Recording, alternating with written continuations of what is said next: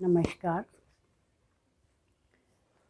पौराणिक युग में शांतनु और ज्ञानवंती का पुत्र श्रवण कुमार, ये रामायण युग की कथा है श्रवण कुमार की। इसका रामायण में भी वर्णन मिलता है।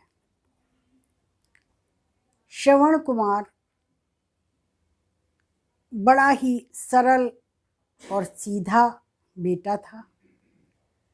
अपनी माता पिता की बहुत सेवा किया करता था।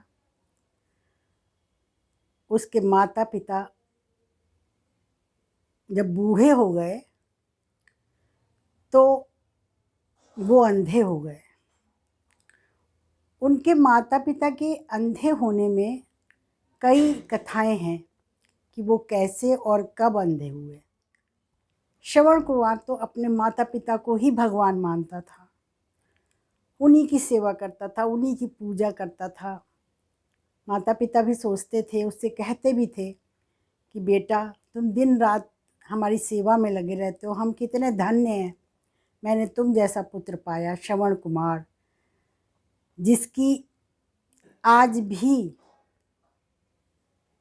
तारीफ होती है और श्रवण कुमार का आज भी नाम लिया जाता है माता पिता की भक्ति के लिए।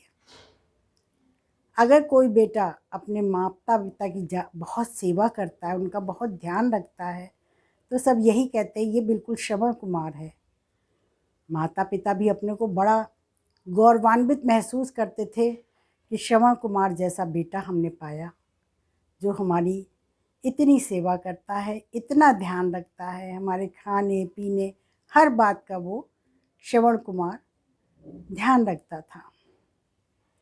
एक बार माता पिता ने श्रवण कुमार से कहा कि बेटा तुम हमारी बहुत सेवा करते हो और हम बूढ़े भी हो चुके, अब इसके बाद हमको परलोक सिधारना है, तो मेरी ये इच्छा है कि हम तीर्थ यात्रा कर लें।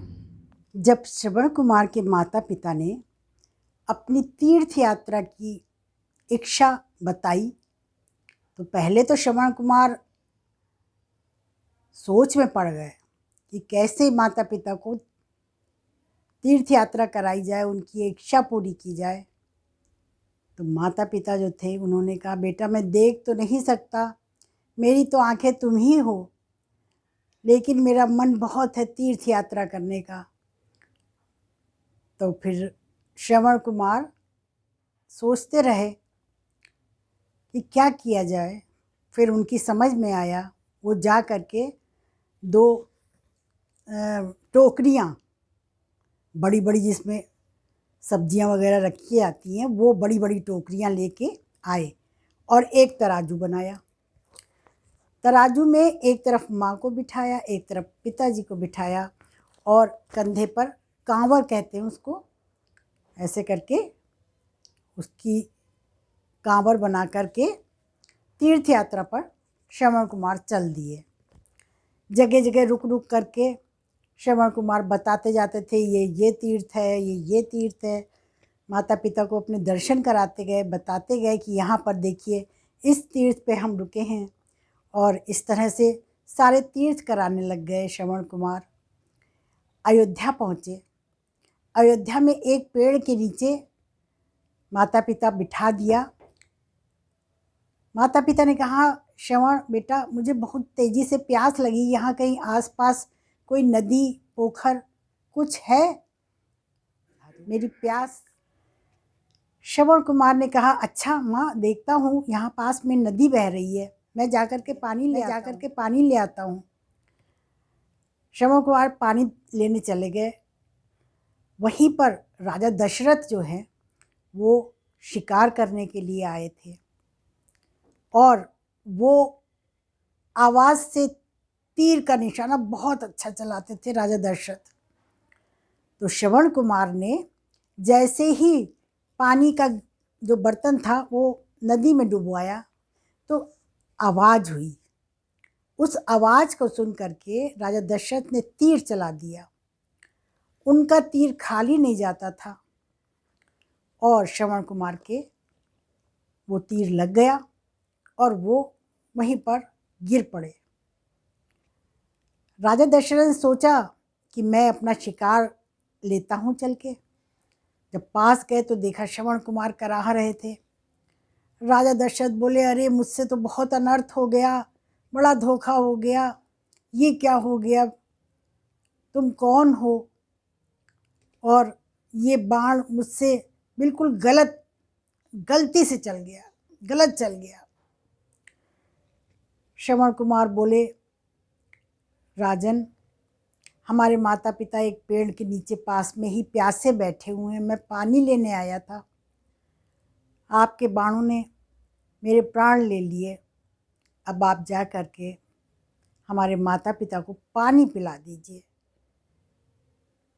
राजा दशरथ ने सोचा, अब क्या करूं। श्रवण कुमार ये कह कर के मृत्यु को प्राप्त हो गए।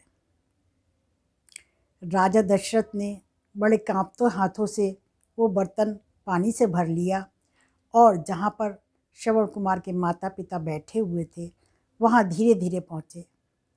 वो माता पिता अंधे होने के बाद भी अपने बच्चे की पैरों की आहट पहचानते थे।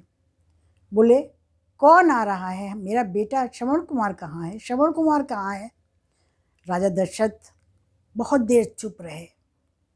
उन्होंने ज़ोर ज़ोर से कहा कि मेरा बेटा कहाँ है, तुम कौन हो। तब राजा दशरथ रोते हुए बोले, माँ, मुझसे बहुत बड़ी गलती हो गई, मैंने आवाज़ से तीर चला दिया, मैं समझा कोई जानवर पानी पीने आया है, मैं शिकार के लिए निकला था, तो उस बाण से श्रवण कुमार की मृत्यु हो गई है और ये पानी मैं लेके आया हूँ। राजा दशरथ, माता पिता दोनों बहुत तेजी से विलाप में मर जाओगे एक दिन, मेरा श्रवण कभी लौट के नहीं आएगा, अब मैं जा रही हूँ, अपने बेटे का दुख मुझसे सहा नहीं जा रहा है। माता पिता दोनों वहीं मर गए, मृत्यु को प्राप्त हो गए, परलोक सिधार गए। राजा दशरथ अपने घर वापस आ गए और वो श्राप राजा दशरथ को पूरी तरह से लग गया था और राजा दशरथ भी अपने बेटे के वियोग में परलोक सिधार गए। और इस कहानी से हमें एक मातृ और पितृ भक्त श्रवण कुमार जो अमर हो गए अपने माता पिता की सेवा करते हुए, आज भी हम उनका नाम बड़े आदर के साथ लेते हैं और उन्हें हमेशा याद रखेंगे। माता पिता की भक्ति के लिए, माता पिता की पूजा के लिए, माता पिता को भगवान समझने के लिए हम श्रवण कुमार को हमेशा याद रखेंगे। धन्यवाद।